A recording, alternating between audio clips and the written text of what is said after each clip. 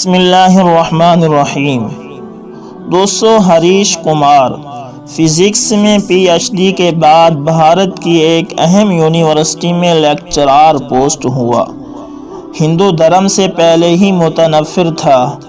1986 London میں دوران تعلیم اسٹیفن ہاکنگ کی لیکچر اور کتب سے ایسا متعارف ہوا کہ خدا کا ہی منکر ہو گیا، اور ایسا منکر کہ بڑے بڑے مسلم، عیسائی اور یہودی علماء سے بھرپور مباحثے کرتا، یہاں تک کہ ڈاکٹر ذاکر نائک جیسی ہستی بھی انہیں قائل نہ کر سکی۔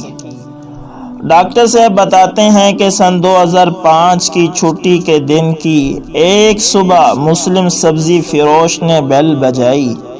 ہم گزشتہ 20 سال سے سبزی اسی سے خریدتے رہے تھے۔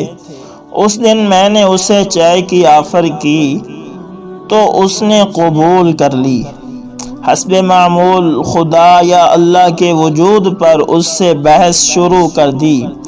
30 منٹ کی گفتگو سے معلوم ہوا وہ سیدھا سادہ مسلمان ہے جو 5 وقت نماز پڑھتا ہے۔ ہاں، وہ سودے میں بہت ہی صاف گو اور ایماندار تھا، مناسب دام میں بیچتا تھا۔ آخر چلتے ہوئے اس نے ایک ایسی بات کی جس نے میری زندگی ہی بدل ڈالی۔ وہ بات کیا تھی؟ اس نے کہا، ڈاکٹر جی، تم نے خود بولا کہ تقریباً 6000 سے 10,000 سال سے انسانی تاریخ میں پیغمبروں کی کہانیاں چل رہی ہیں، اور سب کے سب ایک اللہ اور جنت دوزخ کی بات کرتے ہیں، اور سائنس مرنے کے بعد کے حالات کا جواب نہیں دے سکتی۔ تو اب 2 ہی امکانات ہیں، نمبر 1 اللہ کا وجود نہیں ہے، نمبر 2 یا پھر اللہ موجود ہے۔ اگر تو اللہ کا وجود نہ ہوا تو مرنے کے بعد ہم دونوں برابر ہو جائیں گے، لیکن اگر آگے جا کر اللہ موجود ہوا آپ تو پھر پکڑے جائیں گے۔ آپ کا کیا بنے گا پھر خود ہی سوچئے۔ دونوں صورتوں میں فائدے میں کون ہوگا، آپ اس بارے میں خود ہی فیصلہ کر لینا۔ اس لیے بہتر یہی ہے کہ اللہ کو مان لیں اور اس کے کہنے پر چلیں۔ اس کا قرآن تو انسان کو سیدھی راہ پر چلنے کا کہتا ہے۔ ڈاکٹر صاحب کہتے ہیں کہ میں نے ساری زندگی لیکچر دیے تھے، لیکن اس کے جانے کے بعد میں نے سوچا کہ میرا تو کبھی اس طرف خیال ہی نہیں گیا۔ دونوں صورتوں میں اللہ کو ماننے والا ہی فائدہ مند رہے گا۔ قصہ مختصر، اس سوچ کے بعد خیال آیا کون سا آسمانی مذہب بہتر ہے۔ مذاہب کا علم تو مجھے پہلے ہی کافی تھا۔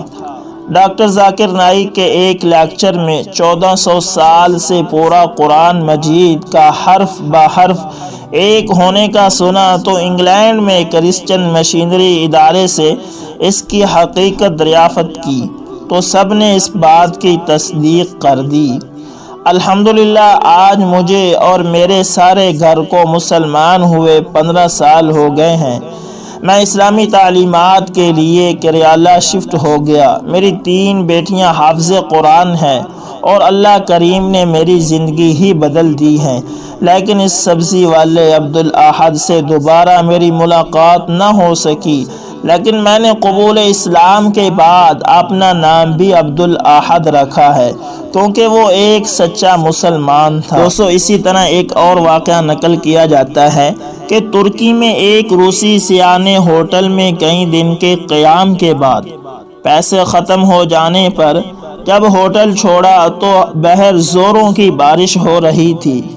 روسی نے ہوٹل والوں سے بہت کہا کہ مہربانی کیجئے، مجھے ایک اضافی رات اپنے ہاں بسر کرنے دیجئے، مگر ہوٹل والوں نے اسے شدت کے ساتھ انکار کر دیا۔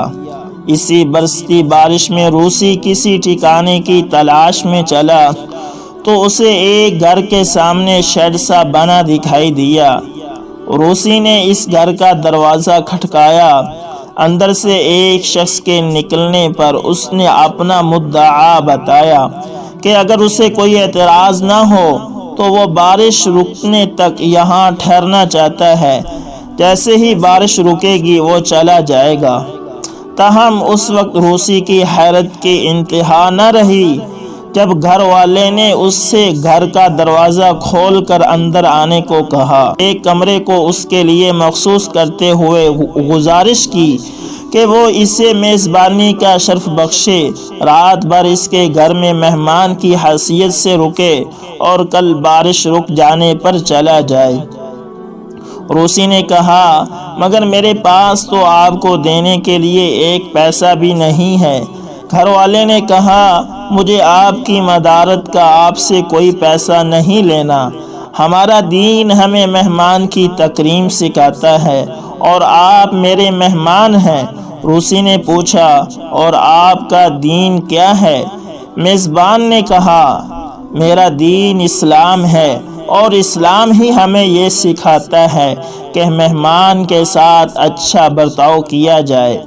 مہمان نے پوچھا، اور یہ اسلام کیا ہوتا ہے؟ میزبان نے اسلام کی تشریح اور فلسفہ بتایا تو روسی حسن اخلاق، میزبانی اور تکریم سے متاثر ہو کر اسلام قبول کر بیٹھا۔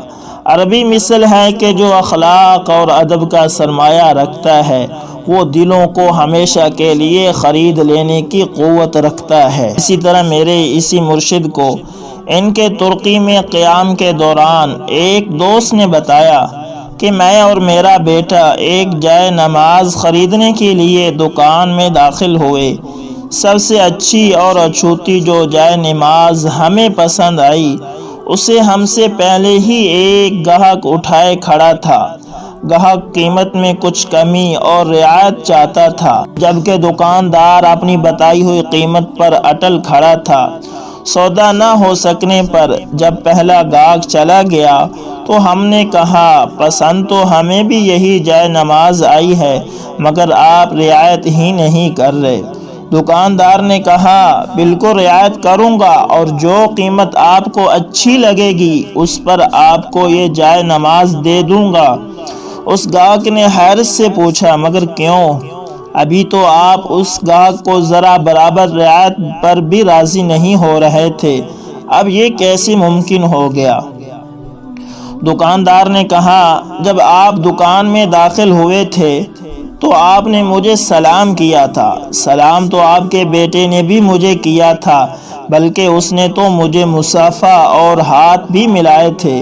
آپ لوگوں کا یہ اخلاق مجھے آپ کو کیسی ہی رعایت کیوں نہ کرنی پڑے اس پر مجبور کر رہا ہے۔ آپ کے آداب اور اخلاق کی وجہ سے آپ سے رعایت اور آپ کے ساتھ میرا حسن معاملہ آپ کا حق ہے۔ دوستو، یاد رکھنے والی بات یہ ہے کہ لوگوں کے مرتبے ان کے اخلاق کی وجہ سے بلند ہوا کرتے ہیں، بلکہ لوگ تو یوں بھی کہتے ہیں کہ اخلاق بھی رزق کی طرح کی ملی ہوئی دولت ہوتی ہے، اور اس اخلاق میں کوئی غنی ہوتا ہے تو کوئی فقیر ہوتا ہے۔